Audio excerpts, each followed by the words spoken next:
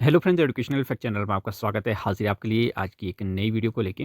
इसमें हम इकोनॉमिक्स के नेक्स्ट जो टॉपिक है वो डिस्कस करेंगे। जैसा कि आप सभी को पता है कि हमने टीजीटी आर्ट्स प्रिपरेशन के लिए एक सीरीज स्टार्ट की है, जिसमें हम सभी सब्जेक्ट जो कवर करने वाले हैं, और इकोनॉमिक्स की भी 2-3 वीडियो हमने पहले अपलोड कर दी हैं।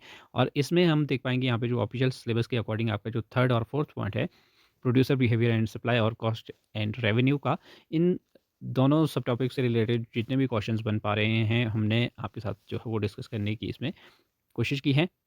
लगभग 50 क्वेश्चन जो है वो हम इन सब टॉपिक्स से रिलेटेड जो है वो आपके साथ डिस्कस करने वाले हैं, तो काफ़ी इंपॉर्टेंट ये वीडियो जो है वो रहने वाली है। तो चलिए फटाफट से स्टार्ट करते हैं। तो यहाँ पे आप देख सकते हैं प्रोड्यूसर बिहेवियर एंड सप्लाई से रिलेटेड, यानी कि उत्पादक व्यवहार और आपूर्ति।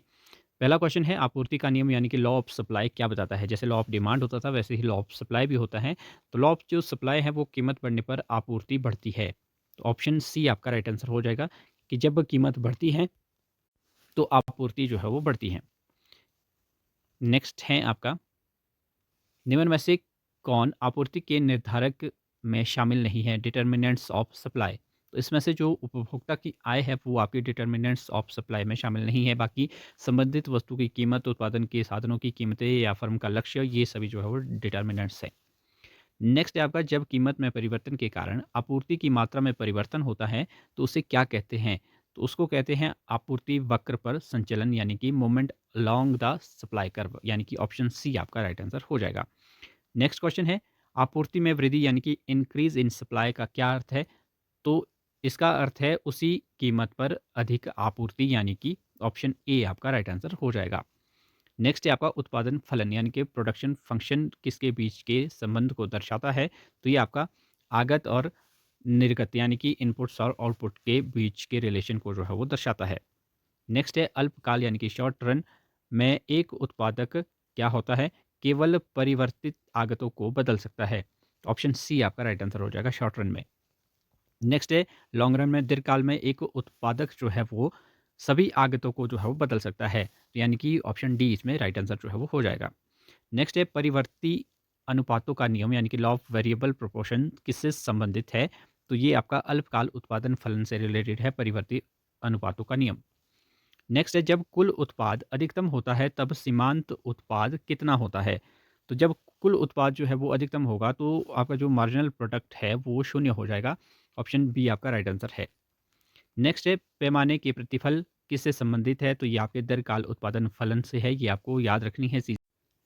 नेक्स्ट क्वेश्चन है, उत्पादक संतुलन यानी कि प्रोड्यूसर इक्विलिब्रियम की शर्त क्या है। तो इसकी शर्त सिर्फ इतनी है कि सीमांत राजस्व यानी कि MR इक्वल टू MC, सीमांत लागत। तो ये आपने याद रखना है। नेक्स्ट है, एक लोचदार आपूर्ति के लिए आपूर्ति की लोच, आपूर्ति अपना मतलब सप्लाई, इलास्टिसिटी ऑफ सप्लाई का मान क्या होता है। तो ये आपका ऑप्शन डी इसमें राइट आंसर हो जाएगा। ES ग्रेटर देन 1 है, तो ये ई मतलब इलास्टिसिटी है। नेक्स्ट है, पैमाने के बढ़ते प्रतिफल का कारण क्या है। तो ये श्रम का विशेषीकरण जो है वो स्पेशलाइजेशन ऑफ लेबर जो है वो इसका कारण है। ऑप्शन बी आपका राइट आंसर हो जाएगा। आपूर्ति वक्र का ढलान आमतौर पर कैसा होता है। तो जो आपूर्ति वक्र है, यानी कि ये सप्लाई कर्व का जो ढलान है वो पॉजिटिव होता है। ऑप्शन बी आपका राइट आंसर हो जाएगा। यदि किसी वस्तु की कीमत 10% बढ़ती है और उसकी आपूर्ति की मात्रा 5% बढ़ती है तो आपूर्ति की लोच क्या होगी। तो ये आपकी 0.5 जो है वो इसका आंसर जो है वो आ जाएगा। 5/10 हो जाएगा ये, और इसका उत्तर जो है वो 0.5, यानी कि ऑप्शन ए आपका राइट आंसर हो जाएगा। नेक्स्ट है, तकनीक में सुधार होने पर आपूर्ति वक्र पर क्या प्रभाव पड़ता है, यानी कि इम्प्रूवमेंट इन टेक्नोलॉजी अगर हो तो क्या होगा। तो जो आपका आपूर्ति वक्र है, यानी कि सप्लाई कर्व है जो वो नीचे की दाईं ओर जो है वो शिफ्ट हो जाएगा, यानी कि राइट साइड और। फिर आपका शून्य लोच का क्या अर्थ है। तो शून्य लोच का अर्थ है कीमत में परिवर्तन से आपूर्ति की मात्रा में कोई परिवर्तन नहीं होता। ये शून्य लोच जो है वो कहलाती है perfectly inelastic supply. Next question है, दीर्घकाल में एक फर्म का मुख्य उद्देश्य क्या होता है। तो ये लाभ को अधिकतम करना ही जो है वो दीर्घकाल में एक फर्म का मुख्य उद्देश्य होता है। घटते प्रतिफल के नियम का मुख्य कारण क्या है। तो ये स्थिर कारक की कमी जो है, ऑप्शन बी इसमें राइट आंसर हो जाएगा। नेक्स्ट है आपका, जब आपूर्ति वक्र मूल बिंदु से होकर गुजरने वाली सीधी रेखा होती है तो आपूर्ति की लोच जो है वो क्या होती है। तो ये आपका ES इक्वल टू 1 हो जाएगा, जब आपूर्ति वक्र मूल बिंदु से होकर गुजरने वाली सीधी रेखा होती है। ऑप्शन सी इसका राइट आंसर होगा। आपूर्ति में कमी का कारण हो सकता है, इसमें से कौन-सा कारण है जो आपूर्ति में कमी का कारण हो सकता है? तो वो है उत्पाद पर करों में वृद्धि जो है वो डिक्रीज़ इन सप्लाई हो सकता है। ऑप्शन ए आपका राइट आंसर हो जाएगा। उत्पादन फलन में अल्पकाल की पहचान क्या है? तो कम से कम एक कारक स्थिर हो, ये इसकी अल्पकाल की पहचान है। ऑप्शन बी आपका राइट आंसर हो जाएगा। शून्य उत्पाद दर्शाता है, क्या दर्शाता है? अधिकतम कुल उत्पाद को जो है वो शून्य उत्पाद दर्शाता है। नेक्स्ट है आपूर्ति के नियम का अपवाद है, तो क्या है? ये सभी जो है वो आपूर्ति के नियम के अपवाद है, जैसे कृषि उत्पाद, जल्दी खराब होने वाली वस्तुएं और दुर्लभ कलाकृतियां जो है ये सभी अपवाद है किसकी? लॉ ऑफ सप्लाई की। उत्पादक संतुलन में सीमांत लागत वक्र सीमांत राजस्व वक्र को कहाँ से काटता है? तो ये आपका नीचे से काटता है, एमसी एमआर को। नेक्स्ट है लागत और राजस्व से संबंधित, तो निश्चित लागत का उदाहरण क्या है? इसमें से मशीनरी की खरीद पर व्यय जो है वो आपका फिक्स्ड कॉस्ट है। ऑप्शन सी आपका राइट आंसर हो जाएगा। नेक्स्ट है परिवर्ती लागत यानी कि वेरिएबल कॉस्ट का उदाहरण इसमें से क्या है? कच्चे माल की लागत जो है वो वेरिएबल कॉस्ट है, बाकी आपके ये सभी नहीं है इनमें से।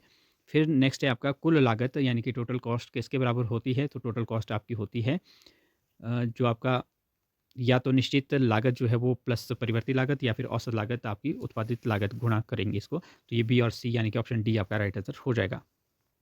औसत निश्चित लागत यानी कि एवरेज फिक्स्ड कॉस्ट एएफसी जिसे कहते हैं, वक्र का आकार कैसा होता है? तो ये बहुत बार क्वेश्चन जो है वो पूछा जाता है। आयताकार अति परलव्य जो है वो ये होता है। ऑप्शन सी आपका राइट आंसर हो जाएगा। नेक्स्ट है सीमांत लागत का सूत्र बताना है आपको। तो इसका जो ऑप्शन बी है, TCN-TCN-1 जो है, ऑप्शन बी आपका राइट आंसर हो जाएगा। नेक्स्ट है अल्पकाल में औसत लागत एवरेज कॉस्ट वक्र का आकार कैसा होता है? तो ये आपका यू आकार का होता है। ऑप्शन ए आपका राइट आंसर हो जाएगा। ये भी इंपॉर्टेंट क्वेश्चन है। जब सीमांत लागत औसत लागत से कम होती है तो औसत लागत पर क्या प्रभाव पड़ता है? तो औसत लागत जो है वो घट जाती है, घटती है। ऑप्शन बी आपका राइट आंसर हो जाएगा। दीर्घकाल औसत लागत वक्र यानी कि लॉन्ग रन एवरेज कॉस्ट को क्या कहा जाता है? तो इसे जो है वो आवरण वक्र कहते हैं। एनवलप कर्व जो है वो कहा जाता है। ऑप्शन सी आपका राइट आंसर हो जाएगा। पैमाने की मितव्ययिता यानी कि इकोनॉमीज ऑफ स्केल का क्या अर्थ है? तो ये है उत्पादन बढ़ाने पर औसत लागत में कमी। ऑप्शन बी आपका राइट आंसर हो जाएगा। नेक्स्ट है पैमाने की अमितव्ययिता जो है वो क्या का मुख्य कारण क्या है? तो ये है प्रबंधन में समन्वय की समस्या से जो है वो अमित व्यय यानी कि बहुत ज़्यादा खर्च वगैरह हो जाते हैं। फिर आपका कुल राजस्व यानी कि टीआर टोटल रेवेन्यू का सूत्र बताना है आपको। तो ये आपका पी क्रॉस क्यू यानी कि पी इंटू क्यू। फिर आपका औसत राजस्व यानी कि एवरेज रेवेन्यू किसके बराबर होता है? तो ये आपका कीमत के बराबर जो है वो होता है। ऑप्शन ए आपका राइट आंसर हो जाएगा। पूर्ण प्रतियोगिता के तहत ए आर और एम आर के बीच का क्या संबंध होता है? तो A R equal to M R होता है पूर्ण प्रतियोगिता में। एकाधिकार मोनोपोली की हमने बहुत पहले भी बात की है। बाजार में उत्पादन बढ़ने पर एआर और एमआर पर क्या प्रभाव पड़ता है? तो एआर और एमआर दोनों घटते हैं और एआर ग्रेटर देन एमआर होता है, तो ये जो है वो मोनोपोली से प्रभाव पड़ते हैं। नेक्स्ट है आपका यदि सीमांत राजस्व यानी कि एमआर शून्य है तो कुल राजस्व यानी कि टीआर क्या होगा? तो ये अधिकतम हो जाएगा। ऑप्शन बी आपका राइट आंसर हो जाएगा। इस तरह का ऊपर भी हमने क्वेश्चन जो है वो पढ़ा है। फिर आपका लाभ अलाभ बिंदु यानी कि ब्रेक इवन एनालिसिस पर फर्म का लाभ क्या होता है? तो ये होता है शून्य लाभ यानी कि T R equal to T C. Option B आपका राइट आंसर हो जाएगा। दीर्घकाल में सभी लागतें कैसी होती हैं? तो दीर्घकाल में सभी लागतें जो है वो परिवर्ती होती हैं, चेंजेस हो सकते हैं। नेक्स्ट है जब कुल निश्चित लागत यानी कि टी एफ सी 100 है और उत्पादन 5 इकाई है तो औसत निश्चित लागत जो है वो ए एफ सी क्या हो जाएगी? तो वो 20 हो जाएगी यानी कि 100/5 हो जाएगा। तो ये 20 इसका उत्तर हो जाएगा। फिर आपका सीमांत राजस्व एम आर को नेगेटिव होने का क्या अर्थ है? जब एम आर नेगेटिव होता है तो कुल राजस्व जो है वो घट रहा है। ऑप्शन ए आपका राइट आंसर है। एकाधिकार प्रतियोगिता में ए आर वक्र कैसा होता है? तो ये आपका नीचे की ओर ढलान वाला लेकिन एकाधिकार से अधिक लोचदार जो है वो होता है एकाधिकार प्रतियोगिता में। नेक्स्ट है आपका जब सीमांत लागत बढ़ रही होती है तो औसत परिवर्ती लागत जो है वो जो औसत परिवर्ती लागत वक्र को कहाँ काटती है? तो ये उसके न्यूनतम बिंदु पर जो है वो काटती है। ऑप्शन ए आपका राइट आंसर हो जाएगा। नेक्स्ट है स्पष्ट लागतें कौन सी होती है? तो स्पष्ट लागतें वह लागत जिसका नकद में भुगतान किया जाता है वो आपकी स्पष्ट लागतें होती हैं। ऑप्शन सी आपका राइट आंसर इसमें हो जाएगा। नेक्स्ट है आपका यदि ए आर ग्रेटर देन ए सी है तो एक फर्म क्या कमा रही है? ऑप्शन सी, अति सामान्य लाभ यानी कि सुपर नॉर्मल प्रॉफिट जो है वो कमा रही है। नेक्स्ट है, दीर्घकाल में एक फर्म उत्पादन बंद करने का निर्णय कब लेती है? तो जब एआर जो है आपका लेस देन एलएसी हो जाए, दीर्घकाल औसत लागत, तो ऑप्शन बी यानी कि इसका राइट आंसर हो जाएगा, उत्पादन बंद करने का निर्णय लेती है। आज का लास्ट क्वेश्चन है, एक फर्म के लिए सीमांत लागत एमसी को किस लागत से स्वतंत्र माना जाता है? तो इसको जो है वो कुल निश्चित लागत यानी कि टीएफसी से स्वतंत्र माना जाता है, क्योंकि एमसी केवल परिवर्ती लागतों में परिवर्तन से प्रभावित होती हैं। तो ऑप्शन बी इसका राइट आंसर हो जाएगा। तो इस तरह से हमने ये 50 क्वेश्चन डिस्कस किए। आई होप ये वीडियो आपको काफ़ी इन्फॉर्मेटिव लगी होगी। तो ज़्यादा से ज़्यादा वीडियो को लाइक कीजिए, चैनल को सब्सक्राइब करें। मिलते हैं अगली वीडियो के साथ, तब तक के लिए बाय बाय।